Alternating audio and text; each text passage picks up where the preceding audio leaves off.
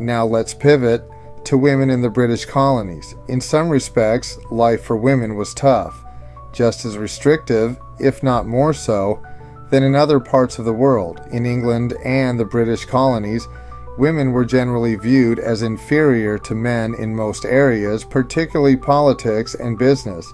Only men would talk about business and politics.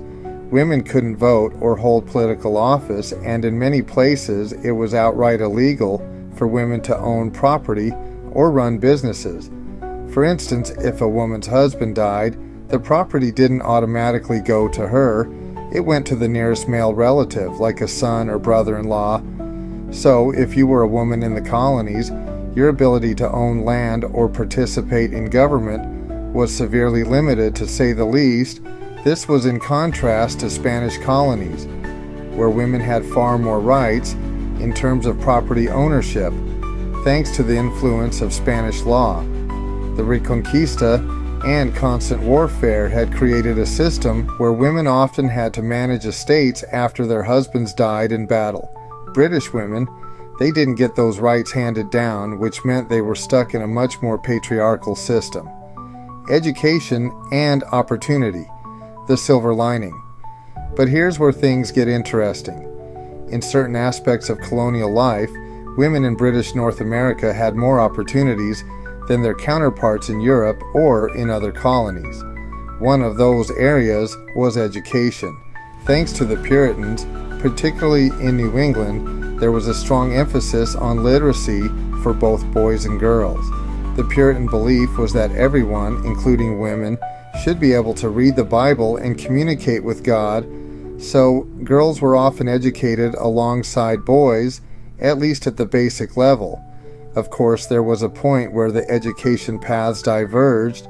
Boys would go on to study subjects like politics, science, and business, while girls would be taught the arts, things like music, painting, and poetry. This may not sound like much, but in the grand scheme of things, this focus on the arts actually created some unique opportunities for women in the colonies.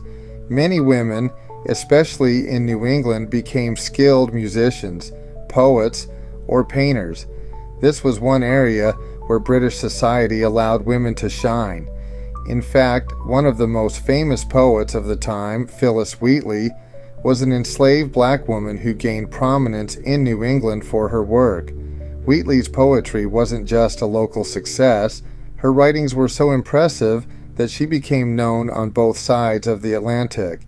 The fact that an enslaved woman was able to rise to such literary fame speaks volumes about the opportunities, however limited, that were available in the colonies. Teaching, an outlet for women, another area where women could find work outside the home, was teaching. In many colonial towns, the demand for education was so high that women could become teachers, especially in the elementary stages. Again, this wasn't something you saw in a lot of other parts of the world at the time. So, while the general expectation was that women should stay at home, raise children, and manage the household, a few avenues, like the arts and teaching, did offer women some degree of independence. The colonies in British North America were a dynamic blend of different people, faiths, and experiences. One of the defining features of life in the colonies compared to Europe or other parts of the world was a higher degree of religious freedom, though it was far from perfect. The Puritans, for instance, had come to New England seeking religious freedom, but they didn't always extend that same tolerance to others, particularly Catholics or even different Protestant sects. However, in places like Rhode Island, founded by Roger Williams, religious tolerance was an essential part of the government. The southern colonies, where economic interests dominated, were also relatively relaxed about religion, focusing more on making money than enforcing strict religious conformity. This religious diversity, and the colony's gradual movement toward more tolerance, was a huge social factor.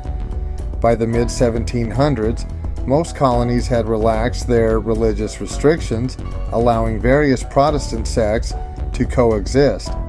In Maryland, Catholics could practice their faith with more freedom than in most other British territories, compared to Europe, where religious conflict could lead to war, exile, or worse.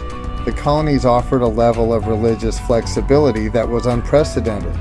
This environment fostered a more open-minded and questioning populace, ready to challenge authority in other areas like governance and individual rights, the role of space and disease in social stability.